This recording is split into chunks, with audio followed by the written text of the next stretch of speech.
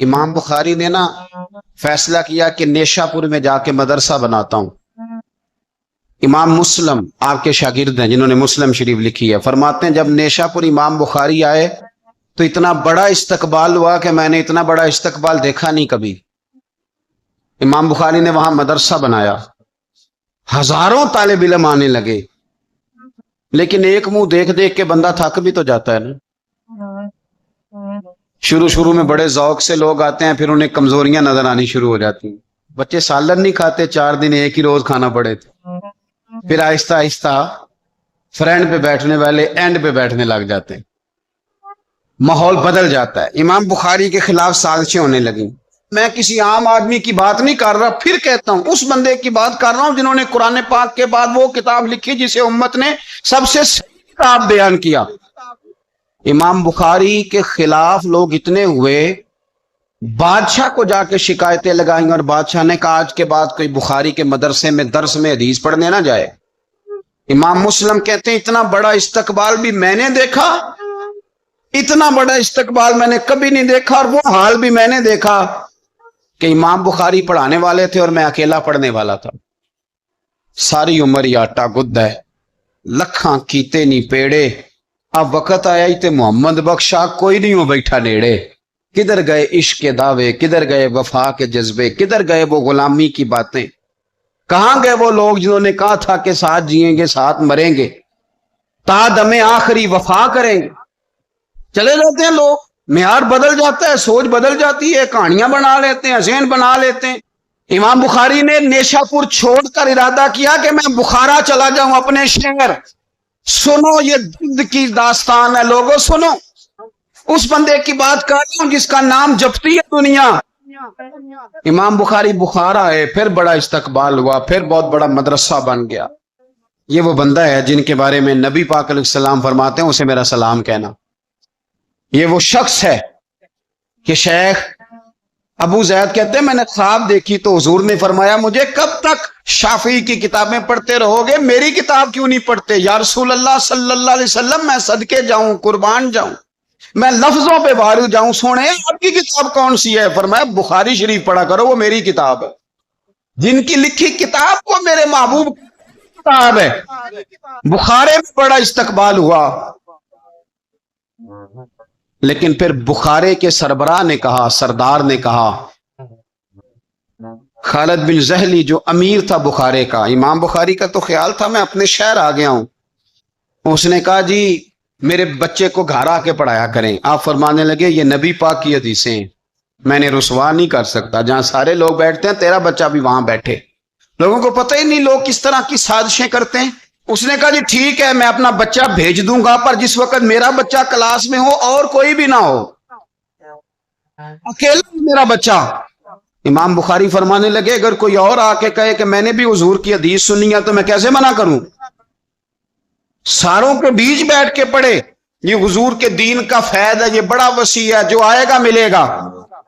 اس نے آپ کے خلاف فتوے لینے شروع کر دیے۔ ہاں جانے کب مار دے کوئی مجھے کافر کر کے، شہر کا شہر مسلمان بنا بیٹھا ہے۔ فتوے لینے شروع کر دیے، امام بخاری کے خلاف سازش ہوئی، حکم ہوا کہ بخاری تو بخارا چھوڑ جا، یعنی اپنے وطن سے نکل جا۔ اپنے وطن میں بے وطن ہو گئے امام بخاری، نیشاپور والوں نے نکالا تو بخارا آئے، اس نے حکم دیا تو امام بخاری بخارا سے نکلے، آنکھوں میں آنسو ہیں، لے سجنا اساں توڑ نہیں بائی، اساں جان دیتی راہ تیرے۔ ارادہ کیا سمرقند جا کے ڈیرا لگاتا، حضور کی حدیثیں تو پڑھنی سننی ہے نا یارو۔ بڑی تکلیف میں آ جاتے ہیں کئی دفعہ دیندار لوگ، بڑی اپنے بھی کئی دفعہ اپنے بھی شکایت کر دیتے ہیں، اپنے بھی پیچھے پیچھے ہونے لگتے ہیں۔ آپ یقین کریں کئی دفعہ دل کرتا ہے یار سارے باتیں کرتے تیری نہیں بنتی تھی، تو نہ کرتا۔ ایک عالم کہا کرتے تھے ایک دفعہ کہ کسی ماں کے بیٹے نے ماں کو تانا دے دیا تو ماں رو پڑی اور کہنے لگی پتر درانیاں کہنیاں تے بندا سی، ننانا کہنیاں تے بندا سی، تو تے میرا اپنا سے۔ اور یہ اپنے کئی دفعہ اس طرح کی بات کرتے ہیں کہ وہ کانوں سے ٹکرا کے نہیں گزرتی، وہ تیزاب کی طرح رک جاتی ہے، چھلنی ہو جاتا ہے وجود کے۔ یہ اس نے کہا ہے، اس نے میرے اپنے نے امام بخاری بخارا سے روتے ہوئے نکلے، سمرقند جاتا ہوں، پتہ چلا کہ سمرقند جانے سے پہلے ہی کچھ لوگ کہہ رہے ہیں جی دیکھو ان کے اپنوں نے نہیں رکھا، پتہ نہیں کیا حال ہے۔ امام بخاری رستے میں ایک چھوٹی سی بستی تھی خرتنگ، وہاں رک گئے۔ سنو یارو، پھر کہتا ہوں اس بندے کی بات سنا رہا ہوں جو اس ہمت کو سب سے قیمتی کتاب دے گیا۔ امام بخاری خرتنگ میں تھے، 62 سال عمر، سفید داڑھی، رو پڑے، اللہ میں نے ساری زندگی تیرے نبی کی حدیثیں جمع کی ہیں، اے میرے مالک تیری زمین بڑی وسیع ہے پر بخاری پر تنگ ہو گئی ہے، میرے اوپر رحم کر دے۔ امام بخاری نے وہاں دعا فرمائی، دوپہر کو دعا فرمائی، شام کو بیمار ہوئے، رات کو وصال ہو گیا۔ لے او سجنا اساں توڑ نہیں پائی، اساں توڑ نہیں پائی تے جان دیتی رات تیرے، مجھے کہہ لینے دیں، مجھے کہہ لینے دے، مجھے کہہ لینے دیں، بے قدراں کچھ قدر نہ جاتی، او کیتی خوب تسلی ہو، دنیا دار پجاری زر دے کتے آندے گل ٹلی ہو، او بک بک روسن یا تکیو ویکھ حویلی کلی ہو، تے کوچ نصیر اساں جدوں کیتی، کوچ نصیر اساں جدوں کیتی، پھر پہ جانی تھر تھلی ہو، اور میرے مرنے پہ ہر سو شور مچ جائے گا، دیکھو گے کہنے الوداع سرکار خود تشریف لائیں گے۔ ایک بندہ کہتا میں نے رات کو خواب دیکھا کہ نبی پاک صحابہ سمیت کھڑے ہیں، کسی کا انتظار ہو رہا ہے۔ میں نے عرض کی سونیا میں قربان جاؤں، یہاں کیوں کھڑے ہیں؟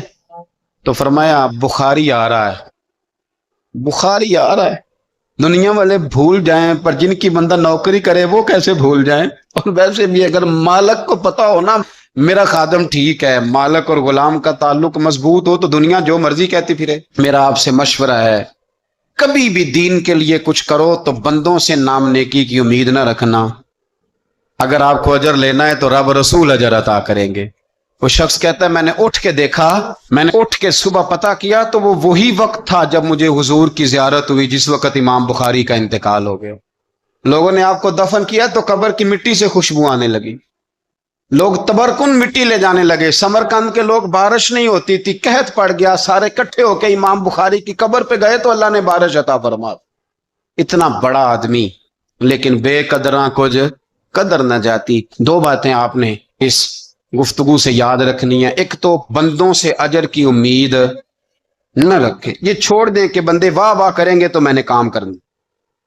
آپ غریب کی مدد بھی کریں، آپ نیکی بھی کریں، آپ خیر بھی کریں، اداروں سے، مسجدوں سے، مدارس سے بھی پیار کریں، لیکن واہ واہ کی توقع بندوں سے، اور اگر رب رسول نے ایک دفعہ بھی واہ واہ کر دی نا تو پھر واہ بلے بن جائے گی، پھر کیا بات ہے۔ اور ویسے بھی جیڑیاں گڈیاں آپ ہی اڈیاں او نہ چڑھن اونچائیاں، وہی گڈیاں اونچیاں اڈیاں جڑیاں سائیاں آپ چڑھائیاں۔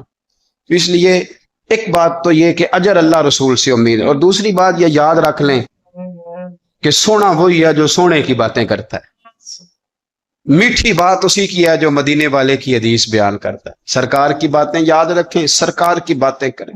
یہ تلخ وقت چل رہا ہے، کڑوا وقت ہے، پر یارو باتیں میرے نبی کی یاد کرو، ان میں بڑا ہی مزہ ہے۔ اللہ تعالیٰ امام بخاری کے درجے بلند کرے اور اللہ تعالیٰ ہمارے حال پہ رحم کرے۔ کبھی 10 منٹ عادت ہو جائے نا دعا مانگنے کی علیحدہ سے رات کو، حضور نے فرمایا جو فرض نماز کے بعد دعا مانگے اللہ اس کی قبول کر لیتا ہے۔ نبی پاک صلی اللہ تعالی علیہ وسلم نے فرمایا اللہ مسافر کی دعا قبول فرماتا ہے۔ حضور نے فرمایا اللہ مظلوم کی دعا قبول فرماتا ہے۔ حضور نے فرمایا بیمار سے دعا کراؤ اللہ اس کی دعا قبول فرماتا ہے۔ میرے نبی پاک نے فرمایا ماں باپ جب بھی اولاد کے لیے ہاتھ اٹھائیں، ویسے تے بلے شاہ تو آسمانی اڑدیاں ہی پھڑ دیں، جڑا گھر بیٹھا انہوں پڑے گا ہی نہیں۔ حضور فرمانے لگے ماں باپ جب بھی اولاد کے لیے دعا فرمائیں اللہ ان کی دعا کو قبول کرتا ہے۔ آپ اپنا تعلق بنائیں، دعا کے ساتھ، عبادت کے ساتھ، مصلی کے ساتھ رشتہ بنائیں، استغفار پڑھیں۔ صلاح الدین ایوبی صلیبی جنگوں میں تھے، رات کو مسجد اقصی میں نماز پڑھی تو پریشان تھے۔ ایک بزرگ سے ملاقات ہوئی تو وہ کہنے لگے کہ آپ بڑے پریشان ہیں۔ کہنے لگے حضور پریشان اس لیے ہوں کہ پہلے ہی مسلمان کمزور ہے، اب میں نے سنا ہے دشمن کا ایک بحری بیڑا وہ جنگی سامان سے بھرا ہوا آ رہا ہے، تو اب ان کے پاس اور تلواریں اور نیزے آ جائیں گے، مسلمانوں کے پاس پہلے ہی وسائل کی کمی ہے، پریشان ہو کس طرح کر کے مقابلہ کریں گے؟ یہ بات کہتے ہی صلاح الدین ایوبی نے بزرگوں سے کہا حضور آپ بھی دعا کریں، دعا کی بڑی طاقت ہے۔ میرے نبی پاک نے فرمایا دعا مومن کا ہتھیار ہے، دعا مومن کا حضور نے فرمایا تقدیر کو سوائے دعا کے کوئی چیز نہیں بدل سکتی۔ دعا مومن کا ہتھیار ہے، یہ کافر کے پاس کوئی نہیں، یہ ہتھیار ہے مومن کا۔ اللہ کرے آپ کو سمجھ آئے، پھر سنیں کئی بار کہہ چکا ہوں، یہ ہتھیار ہے کافر کے مقابلے میں۔ جو تیرے پاس سب سے بڑا ہتھیار ہے وہ دعا ہے۔ دعائیں کرانی چھوڑ دی، کرنی چھوڑ دی، لینی چھوڑ دی۔ حضرت سیدنا انس بن مالک رضی اللہ تعالیٰ عنہ فرمایا کرتے تھے میں نے وہ رنگ دیکھا ہے جب حضور دعا مانگتے تھے اور حضور کی مقدس آنکھوں میں آنسو بھی ساتھ ہی بہا کرتے تھے، میں نے وہ انداز دیکھا۔ تو صلاح الدین ایوبی بزرگ سے کہنے لگے آپ بھی دعا کیجیے، اور خود رونے لگے اور سر سجدے میں رکھ کے رونے لگے، اور عشاء سے لے کر فجر تک روئے، خوب روئے۔ صبح وہ بزرگ آئے تو صلاح الدین ایوبی کا خوبصورت اور ہنستا ہوا چہرہ دیکھا، کہنے لگے آپ بڑے خوش ہیں، رات تو میں نے بڑے روتے ہوئے دیکھا تھا۔ تو کہنے لگے حضور وہ جو بحری بیڑا آ رہا تھا نا وہ پانی میں ڈوب گیا ہے، اب وہ نہیں آ رہا، ابھی خبر آئی ہے تو میں بڑا خوش ہوں۔ بزرگ کہنے لگے اٹھ سینے سے لگ، اور سن ایک بات، وہ بحری بیڑا پانی میں نہیں ڈوبا، وہ تیرے آنسوؤں میں ڈوب گیا ہے۔ وہ جو تو رات رویا ہے نا رب کریم کی بارگاہ میں، تو وہ ڈوب گیا ہے۔ بھائی اپنا مصلے کا، عبادت کا، وظائف کا، اللہ اللہ کا سلسلہ اس کو مضبوط کرے، اپنی دعاؤں کے تعلق کو مضبوط کرے۔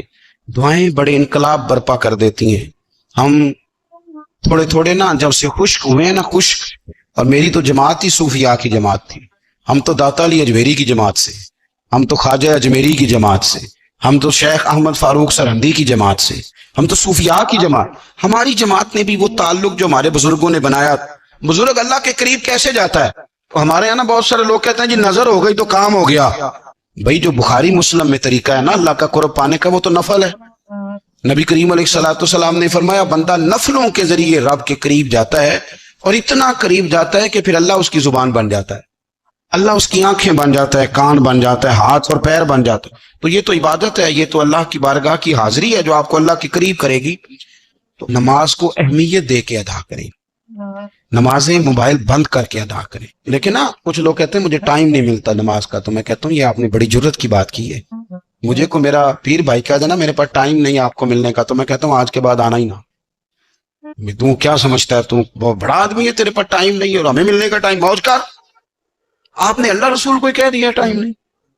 اور عجیب فلسفہ ہے نا، کہا جائے نماز پڑھنے آؤ تو کہتے ہیں کپڑے ٹھیک نہیں، اور کہا جائے کہ آؤ ذرا دعوت پہ چلے تو کہتے ہیں ایک منٹ ٹھہر میں کپڑے بدل کے آیا۔ نماز کے لیے کہا تو کہتا ٹھیک نہیں، دعوت کے لیے کہا تو کہتا میں ذرا تیاری کر لوں، یوں جانا مناسب نہیں۔ معاملہ ٹھیک نہیں۔ رب تو فرماتا ہے کہ جب تو مسجد میں آ تو زینت اختیار کر کے آ، خوب ذوق سے دعا مانگے، خوب شوق سے نماز پڑھے، خوب استغفار کا مزاج بنائے۔ آپ لوگوں کے بیچ رہ کے سکھ حاصل کرنا چاہتے ہیں، لیکن آپ کو پتہ ہے کئی مہینے غار حرا میں رہنا بھی مدینے والے محبوب کا طریقہ ہے۔ ہر سال اعتکاف بیٹھنا الگ سے، یہ بھی حضور کا طریقہ ہے۔ مسجد نبوی کے اندر دروازہ کھلتا تھا نبی کریم کا، پر گھر کے اندر نفل پڑھے نبی پاک، اور حضور فرماتے ہیں کچھ نفل نماز گھر میں بھی پڑھا کرو، گھر کو قبرستان نہ بناؤ۔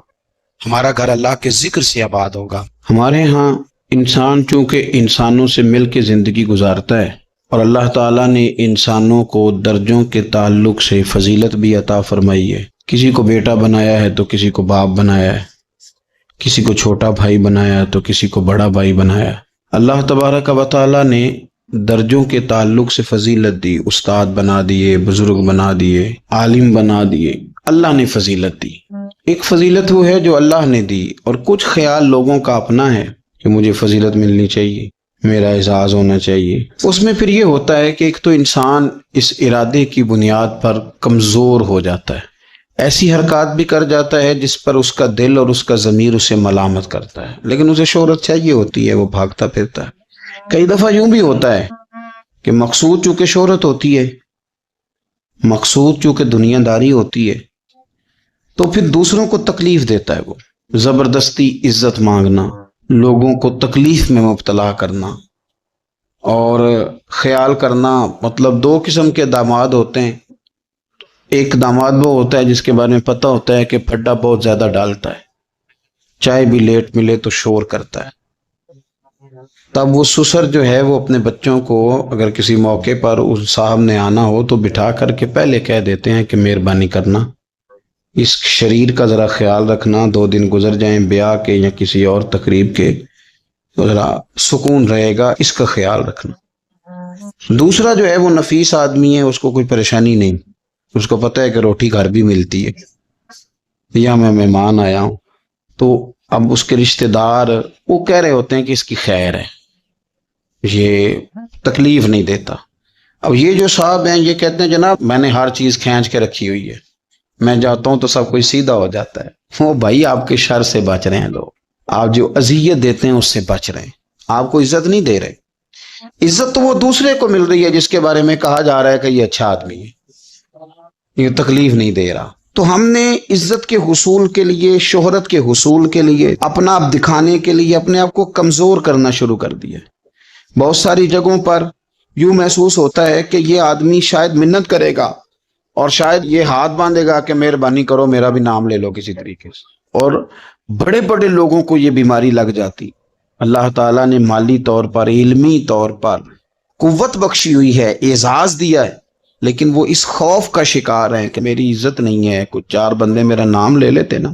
ایک حدیث پاک ہے، اس کو یاد رکھیں، نبی کریم علیہ وآلہ وسلم نے ارشاد فرمایا کہ جو بندہ دنیا میں شہرت کا لباس پہنے گا اللہ تعالیٰ اسے ذلت کا لباس پہنا دے گا۔ یہ بخاری مسلم کی حدیث۔ کیا مطلب ہے اس کا؟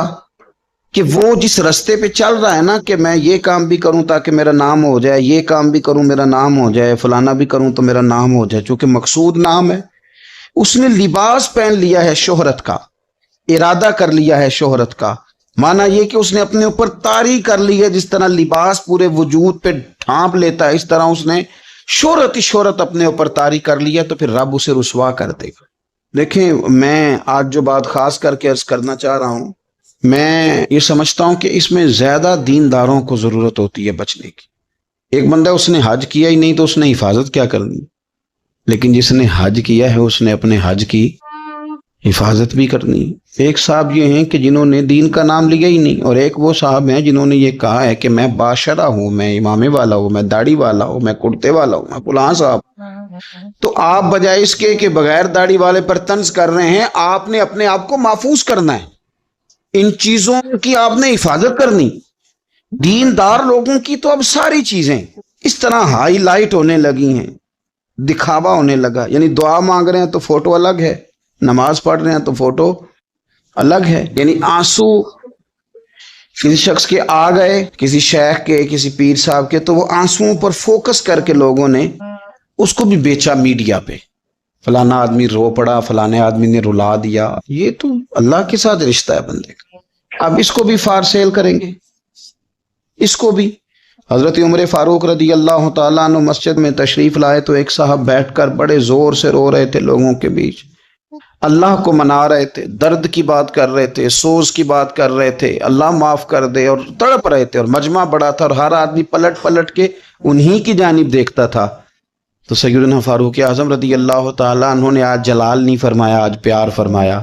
اس کے قریب گئے، جب وہ فارغ ہو گیا اس کو تھپکی دی، فرمانے لگے یہ جو تم نے لوگوں کے بیچ بیٹھ کے کیا ہے نا، اور تیری داڑھی آنسوؤں سے بھر گئی ہے، یہ 2 قطرے آنسوؤں کے تو اکیلے میں بیٹھ کے بہا دیتا تو رب تیرے اوپر خاص رحمت کا نزول فرما دے۔ کوئی ضروری ہے کہ یہاں جو ہے تو نے بتانا ہے کہ میں بڑا مطلب عاشق رسول ہوں اور میں نے جناب بڑے آنسو بہائے ہیں نعت شریف پہ؟ آ جائے، رونا تو آ گیا، کنٹرول نہیں ہے، وہ تو آ گیا۔ اور اب تو باقاعدہ پریکٹس کی جاتی ہے کہ پڑھنے والے نے بھی رونا ہے اور سننے والے نے بھی رونا ہے۔ نہ کریں یہ کام۔ اگر آپ کا مزاج دکھاوے کا بن جائے گا، آپ کی طبیعت دکھاوے کی بن جائے گی، ذہن دکھاوے کا بن جائے گا، پھر آپ تنگ ہوں گے۔ میں دکان پہ ایک دفعہ کپڑے خریدنے کے لیے بیٹھا تھا تو ایک صاحب کہنے لگے پیر صاحب یہ لے لیں تو میں بھی پایا ہے۔ میں کیا سارے نو دیا کر جڑا آپ پانا ہے۔ دیکھو نا یہ کیا بات ہوئی، آپ کو پہچان ہے نا کہ یہ کپڑا ٹھیک ہے، تو آپ باقیوں کو خرید، آپ مارکیٹ سے لے کے ہی وہی آئیں، بس جو آپ سمجھتے ہیں کہ یہ لوگوں کے لیے क्यों हम इस तरह का काम करते हैं? क्यों नहीं हम समझते کہ یہ غیر نہیں ہے، یہ ہمارے اپنے لوگ ہیں؟ یہ کیسے ہو سکتا ہے کہ کسی کے بچوں کو آپ ملاوٹ والی چیز کھلائیں اور بیماریاں آپ کے گھر نہ آئیں؟ یہ کیسے ہو سکتا ہے کہ کسی کا گھر اجڑ جائے اور آپ کا آباد ہو جائے؟ یہ کس طرح ہو سکتا ہے کہ کسی کے بچوں کا نوالا چھین کے آپ اپنے بچوں کے پیٹ میں ڈال لیں اور قوتیں آئیں؟ دوستو، جو پسند کرتے ہو اپنے بھائی کے لیے وہی اپنے لیے پسند کرو، چیزیں ٹھیک ہو جائیں گی۔ بس بات ختم کرنے لگا ہوں۔ یہاں تک رسول کریم نے ہمیں سبق دیا۔ امام غزالی کہتے ہیں 2 مسواکیں نبی کریم کے غلام نے اتاری درخت سے حضور کے حکم پر، ایک ذرا ٹیڑھی تھی ایک ذرا سیدھی تھی۔ اب ٹیڑھی مسواک بھی دانت تو صاف کر ہی دیتی ہے، کوئی ایسا مسئلہ نہیں ہوتا، لیکن تھوڑا سا سمجھنے والی بات ہے نا، جب انسان اخلاق کے اس پہلو پہ چلا جائے نا کہ میں نے اپنے بھائی کے لیے وہی پسند کرنا ہے۔ میرے پاس تھوڑے دن پہلے ایک مسجد کے صدر نے مجھ سے پوچھا تھا کہ وہ آپ نے مولانا صاحب بھیجے تھے تو ان کی تنخواہ کتنی لگانی ہے؟ تو میں کہا جنہ تواڈے گھر دا خرچہ ہے وہ مطابق انہاں دی بھی لا دیو۔ وہ بھی پریشان ہو گئے سن، جی تسی نہیں سارے ہو گئے، وہ بھی اسی طرح ہی۔ میں نے کہا جتنا آپ کا خرچ، اس میں کوئی میرا خیال ہے مبہم بات تو نہیں کی، غلط بات تو نہیں کی بھئی، خرچ کے مطابق ہی کسی کو کچھ دینا ہے نا، انہوں نے بھی خرچہ ہی چلانا ہے نا، تو جتنا خرچہ ہمارا ہے، مولوی صاحب بھی تو وہی روٹی کھاتے ہیں نا، اسی مہنگائی میں زندگی گزارتے ہیں۔ میں نے کہا بھی سادی سی بات ہے، جتنا آپ کے گھر کے اخراجات ہیں، جس ترتیب سے آپ چلاتے ہیں اس ترتیب سے مولانا کو بھی سیٹ کر دیں۔ تو وہ بالکل چپ کر گئے، جس طرح آپ نہیں بالکل ہی چپ چاپ ہو گئے۔ یہ مشکل ہے، لیکن تھوڑا سا سمجھے نا، ہم یہ کیوں تصور کر لیتے ہیں کہ ہم سونے کی روٹی کھائیں گے اور دوسرا فاقہ کرے گا؟ یہ کیسے ہو سکتا ہے؟ یہی تصور اپنے ملازم کے لیے کریں جس کو آپ نے رکھا ہے، غور کریں۔ آپ اسے کہہ رہے ہیں کہ جناب بجلی احتیاط سے استعمال کرو، آپ احتیاط سے استعمال کرتے، تو بس بات ختم ہو گئی۔ اللہ کے محبوب علیہ السلام کے پاس ایک مسواک ٹیڑھی پیش کی گئی، ایک سیدھی، کتنی سادی سی بات ہے۔ یہاں تک حضور خیال کرتے محبوب نے نا سیدھی مسواک غلام کو عطا فرمائی، اور جو تھوڑی سی ٹیڑھی تھی نا قبول کر لی۔ عرض کی یا رسول اللہ یہ آپ رکھ لیں، تو حضور فرمانے لگے نہیں بھئی، میں نے قانون بنایا ہے کہ مومن وہ ہے جو اپنے لیے پسند کرے وہ اپنے بھائی کے لیے پسند کرے۔ مولا علی نے کرتا خریدا، جوڑا خریدا بازار سے، 2 کپڑے لیے، غلام ساتھ تھا،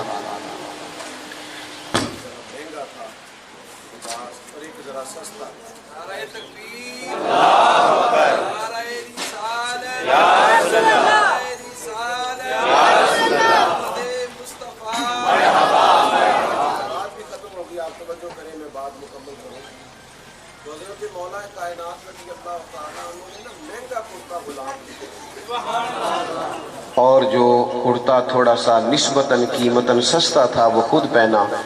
تو غلام نے ایک توجیہ بیان کی، کہنے لگا حضور مہنگا آپ پہنے اس لیے کہ آپ آقا ہیں اور میں غلام ہوں۔ تو حضرت علی کہنے لگے تو میرے والی توجیہ کر لے۔ اس نے کہا کیا؟ فرمانے لگے مہنگا تو پہن، تو جوان ہے، اور سستا میں پہن لیتا ہوں اس لیے کہ میں بوڑھا ہوں۔ تو میرے عزیز تھوڑا سا نا زندگی میں کچھ تو سوچیں لوگوں کے لیے، اور یاد رکھیں جو لوگوں کے لیے اچھا سوچتا ہے اللہ تعالیٰ اس کے لیے اچھا کر دیتا ہے۔ اللہ تعالیٰ علامہ صاحب کو، ان کے معاونین کو، اور اتنے سارے لوگ آ گئے، سب کو بہترین صلہ عطا کرے، اور ہماری ان کوششوں کو اپنی بارگاہ میں قبولیت کا درجہ عطا فرمائے۔ آخر دعوانا الحمدللہ رب العالمین۔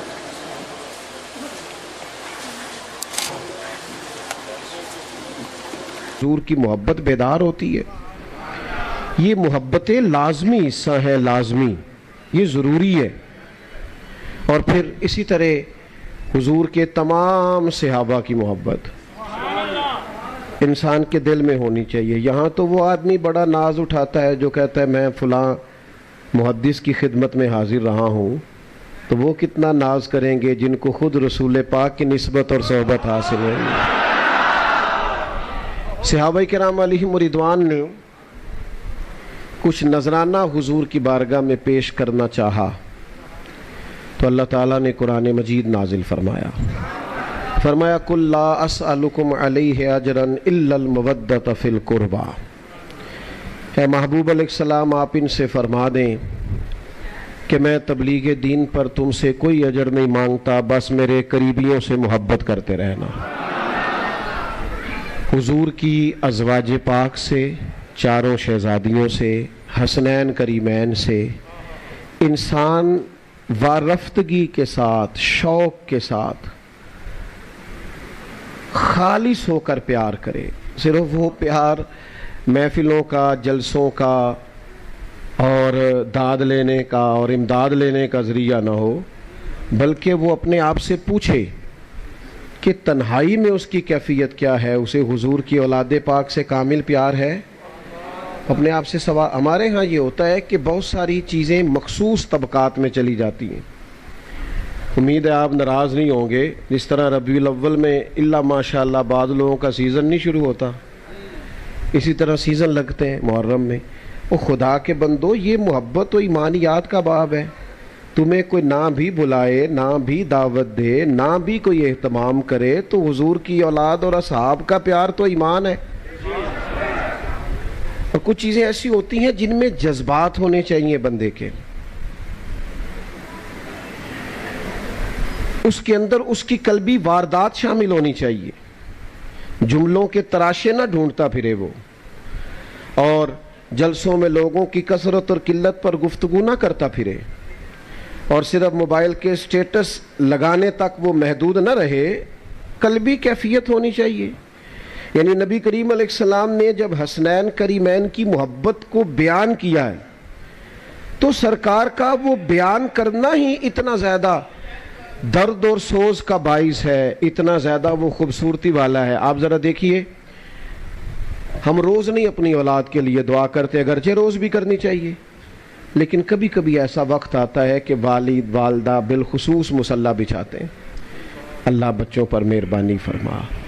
نبی کریم علیہ السلام نے بھی اپنے شہزادوں کے لیے دعا فرمائی، اور بندہ روز دعائیں کرتا ہے، اور ہمارے ہاں تو رٹی رٹائی دعائیں بھی چلتی ہیں، روز لوگ دعا کرتے ہیں، لیکن اولاد سے رشتہ اس طرح کا ہوتا ہے کہ انسان دعا کرتا ہے تو اس کے جذبات اس کے قابو میں نہیں رہتے۔ لوگ تو بچوں کے لیے دعا کا پیغام دیتے ہوئے رو پڑتے ہیں، میرے بچے کے لیے دعا کرنا۔ کبھی غور تو کرو، توجہ تو کرو میرے بھائی اس بات پر کہ محبوب نے حسنین کریمین کو سامنے کھڑا کیا،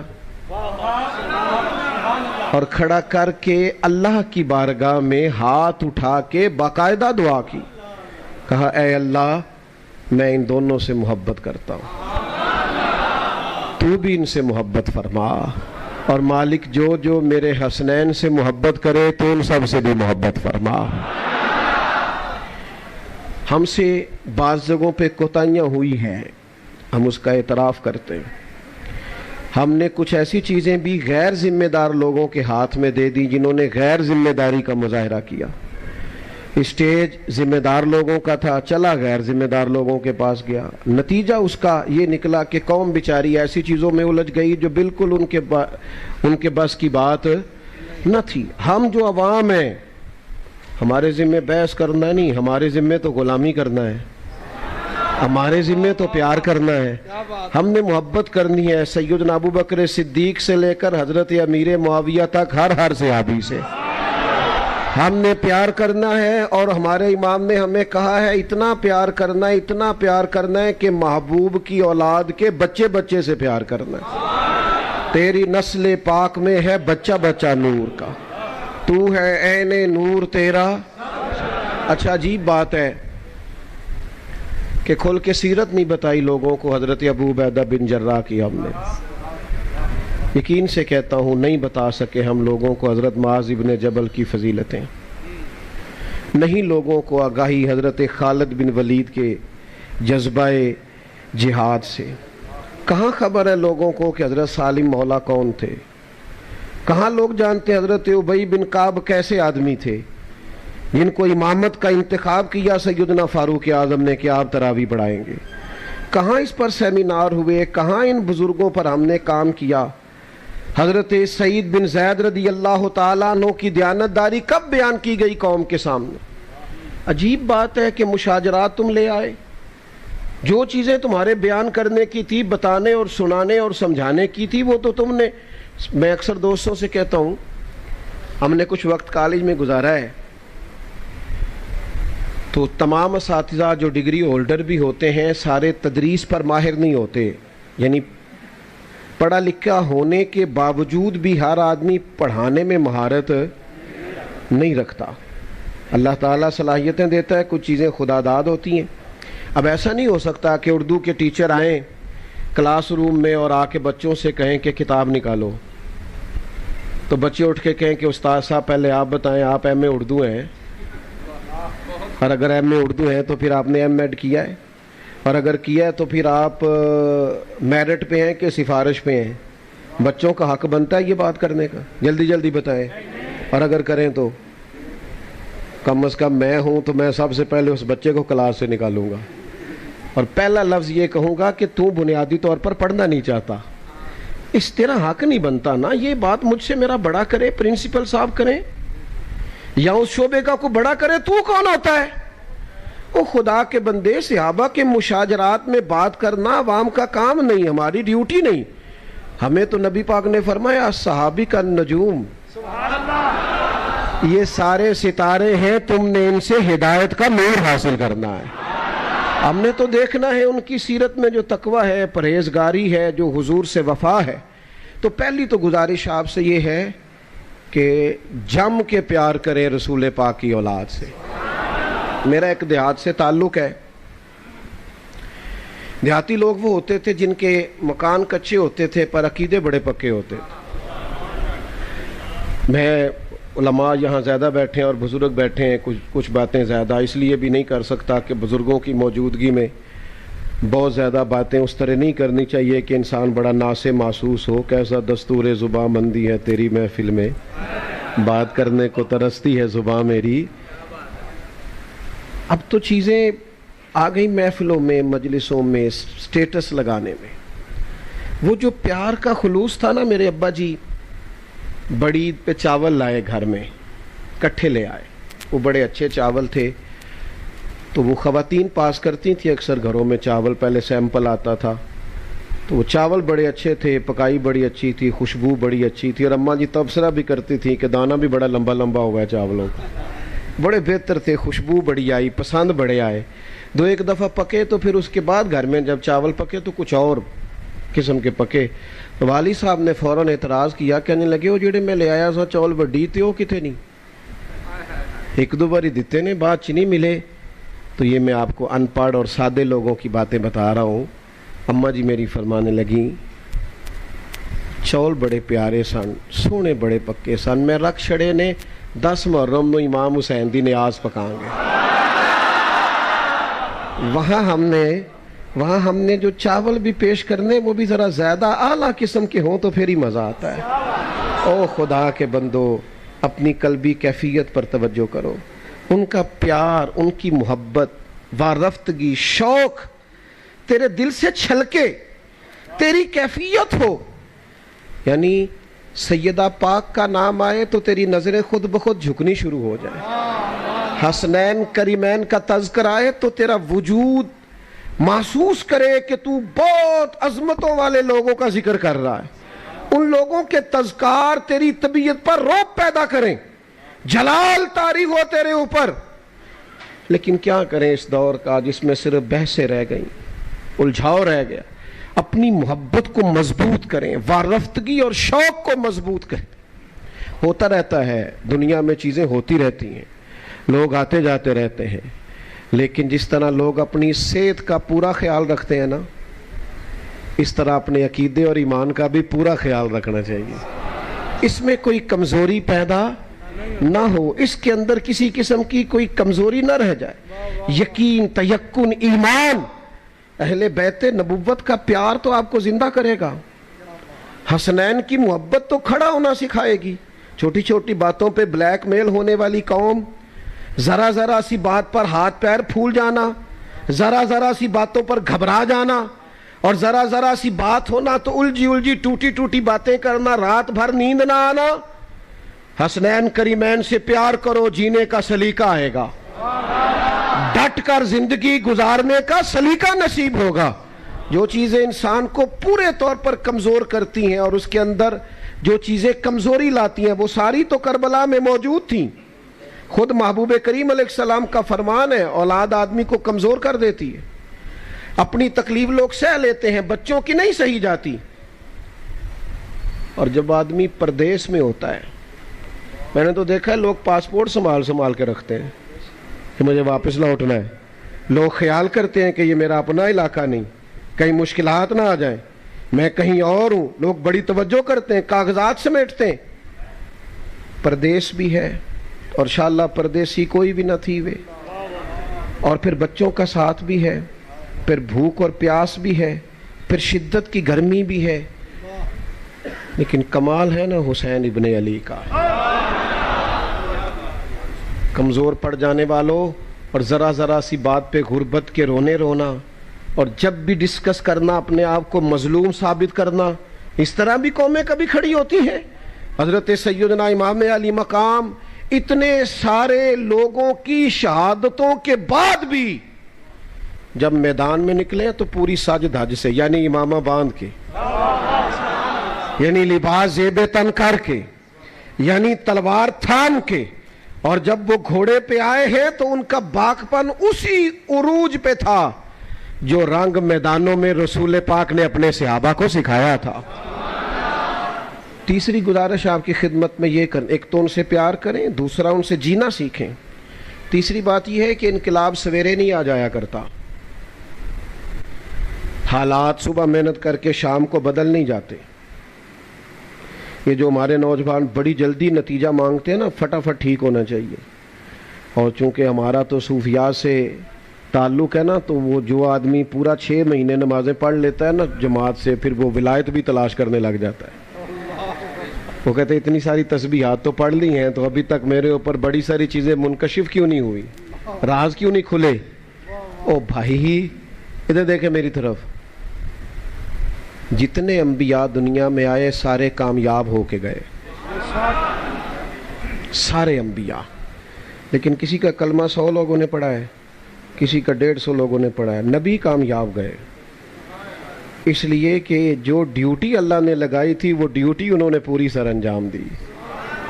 ڈیوٹی کرنا ذمہ داری ہے, رزلٹ نہ اپنی مرضی کا مانگے. جو بندہ اپنی مرضی کا رزلٹ مانگتا ہے وہ کمزور ہو جاتا ہے. آپ اپنی ڈیوٹی کریں اور پھر ڈیوٹی کر کے نتیجہ اپنے رب پہ چھوڑ دیں, محنت میں کمی نہ کریں. یہی امام علی مقام کا پیغام ہے. امام حسین شہید ہو گئے تو اگلی صبح یزید کا تختہ نہیں الٹ گیا تھا. امام علی مقام کی شہادت کے تیسرے دن حکومت نہیں ٹوٹی تھی. وہ تو 4-4.5 سال حکمران رہا, لیکن پھر اس طرح اترا ہے کہ لوگ ذرا نام بھی لیتے ہیں تو ڈر کے سہم کے لیتے ہیں.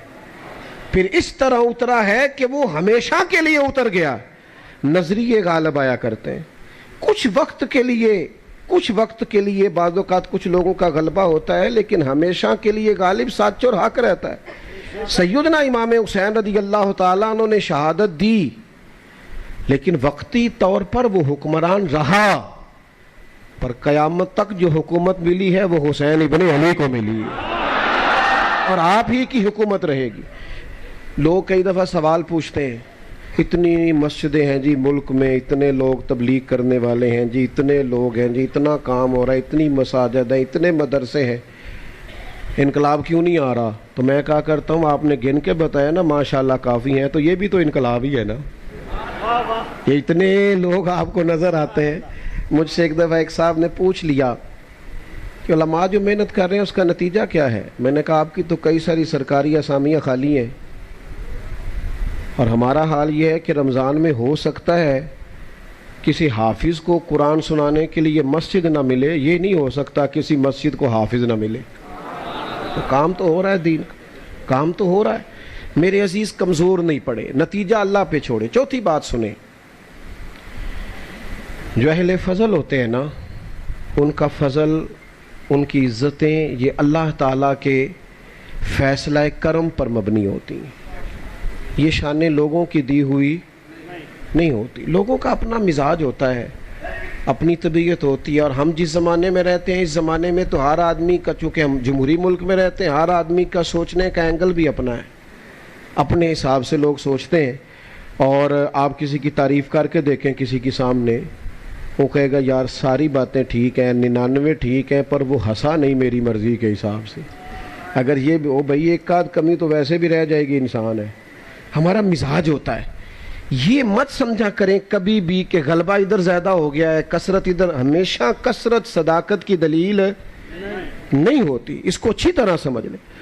اللہ تعالیٰ جن لوگوں کو اپنے فضل سے بلندیاں عطا کرتا ہے وہ بہرحال ہمیشہ بلند رہتے ہیں. اہل فضل کی قدر اپنے دلوں میں ہمیشہ قائم رکھیں. حضرت امام علی مقام رضی اللہ تعالیٰ عنہ کے بعد کتنے حکمران آئے.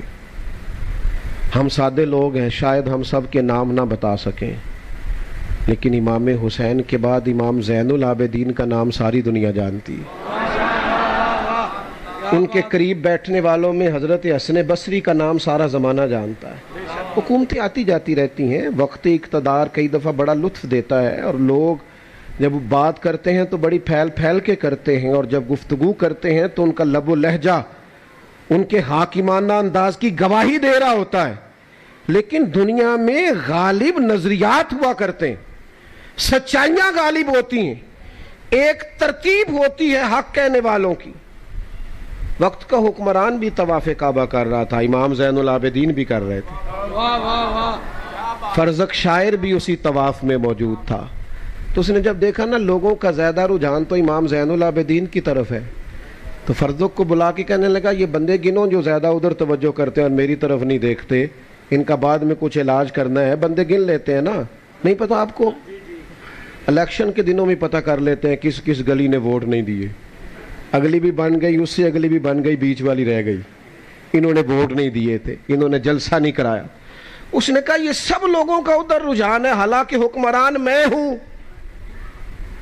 تو بڑا سیانہ تھا وہ شاعر, بازو تھام کے بادشاہ کا ہلا کے کہنے لگا تو لوگوں کی چھوڑ, مجھے تو یوں لگتا ہے جدھر جدھر امام زین العابدین مڑتے حجر اسود کا رخ بھی ادھر ہی ہوتا چلا جائے. تو یہ جو خدائی انعام ہے ان کا تو کیا کرے گا, یہ جو اللہ کی دی ہوئی شان ہے اس کا تو کیا کرے.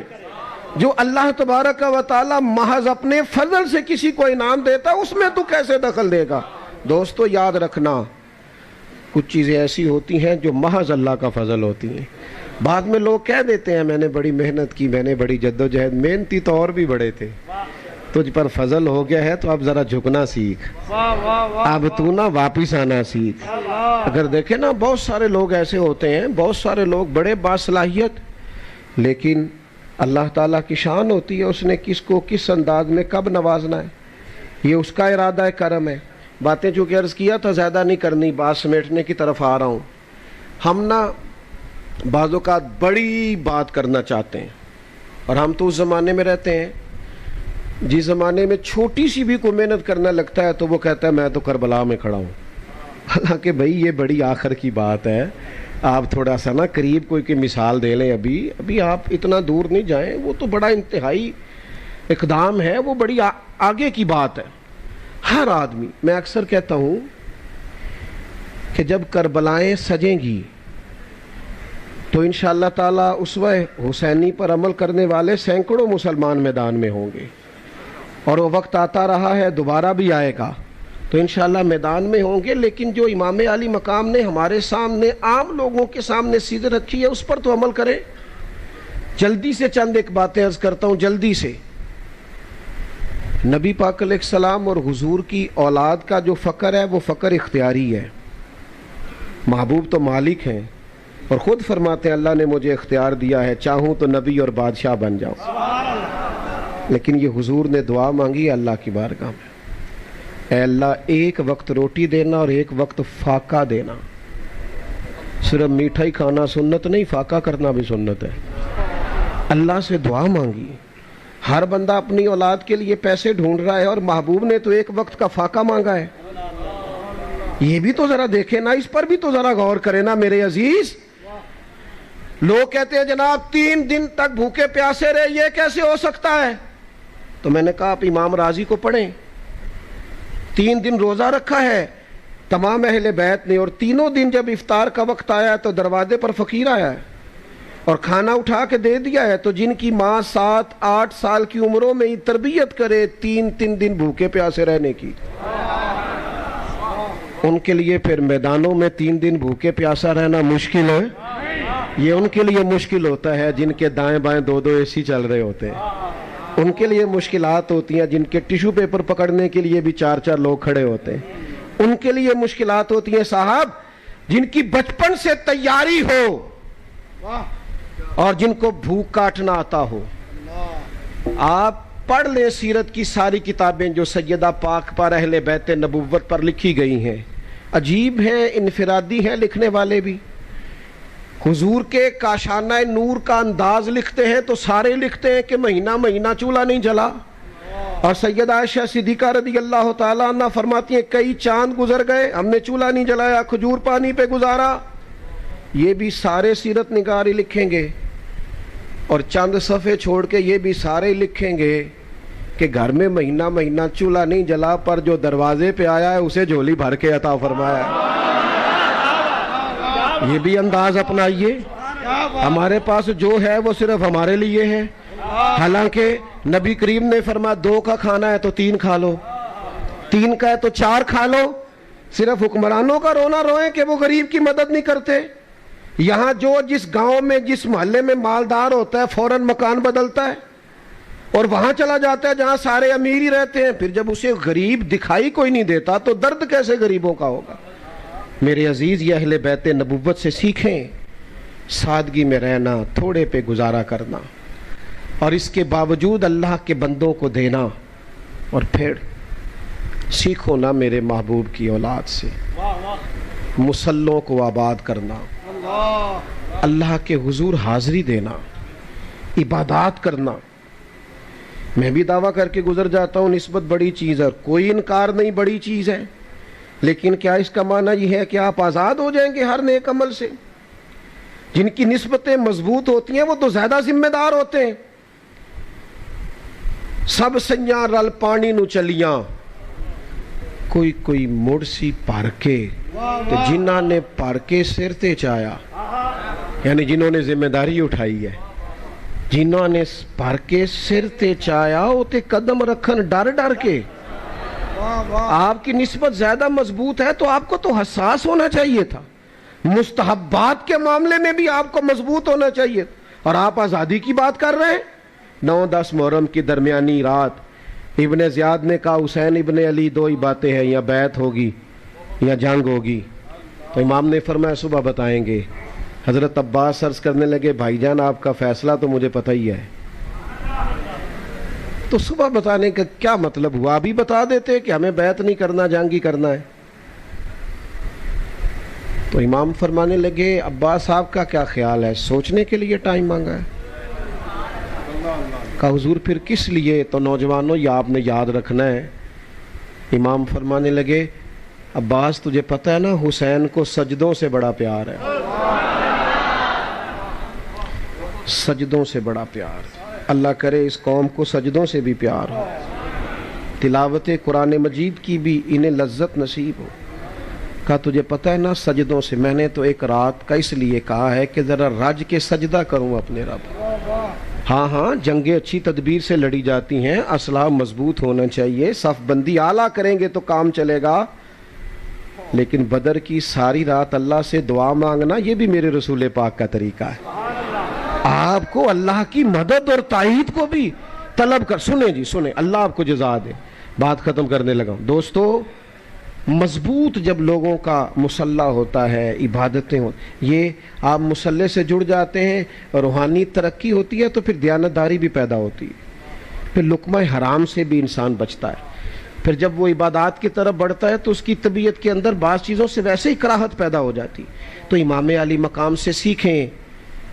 जब आप शहीद हो गए तो हज़रत अब्दुल्ला इब्ने उमर ने फरमाया ज़ालिमों तुमने उसे शहीद किया है जो कसरत से नफल पढ़ने वाले थे, कसरत से रोज़े रखने वाले थे नफली। अपनी तबीयत में अहले बैत नबुव्वत की सादगी को लाएं, इस मुरव्वत को लाएं। और फिर आखिरी बात यह है कि यजीद फासी को फाजिर था تو امام علی مقام نے فرمایا سب کچھ کٹ سکتا ہے، ظالم کا ساتھ نہیں دیا جا سکتا۔ ہم تو تھوڑی تھوڑی چیزیں حاصل کرنے کے لیے، بالکل تھوڑے نفع کے لیے بھی ہمارے ارد گرد ظالم ہوتے ہیں۔ ہم جرت مند نہیں، اپنے قبیلے میں بھی حق نہیں کہتے، دوستوں کے بیچ بھی یہ چھوٹی چھوٹی بات ہوتی ہے، چھوٹی چھوٹی پر ہم ڈرتے ہیں میرا نام نہ لگ جائے۔ وہ ایک دوستوں میں، فیملی میں ایک جگہ ایک بچے کو آپریشن تھا، کچھ مشورہ دے رہے تھے نہیں کرانا، کچھ دے رہے تھے کرانا ہے، تو ایک صاحب میرے کان میں کہنے لگے میں میڈیکل سے، رکیں جی بات سنیں، ایک دوست میرے کان میں کہنے لگے میڈیکل سے وابستہ ہونا آپریشن ہی ہے، تو میں نے کہا مشورہ کیوں نہیں دیتے؟ کہنے لگے پھر میرا نام نہ لگ جائے، اور میں نے کہا یار تو میرا نام لے دے۔ کیا مطلب؟ حدیث پاک میں موجود ہے، سرور کائنات علیہ السلام نے فرمایا ہے اللہ تعالیٰ قیامت کے دن ایک شخص سے کہے گا فلاں جگہ حق بات کہنی تھی تو نے کیوں نہیں کہی؟ تو عرض کرے گا مالک میں لوگوں سے ڈر گیا تھا، تو رب فرمائے گا میرا زیادہ حق تھا کہ تو مجھ سے ڈرتا، حق تو میرا بنتا تھا تو لوگوں سے ڈرتا رہا۔ میرے عزیز، سب سے پہلے گھر سے بات شروع کریں، گھر میں تو خیر کہنا شروع کریں، حق کہنا شروع کریں، قبیلے میں تو کہنا شروع کریں، اپنے دوستوں کی محفل میں تو آپ اس بات کا اعادہ کریں کہ یہ ٹھیک ہے یہ غلط ہے۔ ہم تو صرف چاہتے ہیں کہ ہم گڈ بک میں رہیں ساری دنیا کی، حالانکہ یجاہدون فی سبیل اللہ ولا یخافون لومۃ لائم ذالک فضل اللہ یؤتیہ من یشاء۔ اللہ کے بندے پرواہ نہیں کرتے اگر لوگ ان کی ملامت بھی کریں، وہ اللہ کے راستے میں جہاد کرتے رہتے ہیں۔ یہ جو وہ پرواہ نہیں کرتے یہ ان پر اللہ کا فضل ہے، اور اللہ یہ فضل جسے چاہتا ہے اسے عطا کرتا ہے۔ دعا ہے اللہ تعالیٰ رضوی صاحب کی والدہ مرحومہ کے حق میں فضل و احسان والا فیصلہ فرمائے، اتنے سارے احباب جو تشریف لائے ایک ایک پہ اللہ فضل فرمائے، وما علینا الا البلاغ۔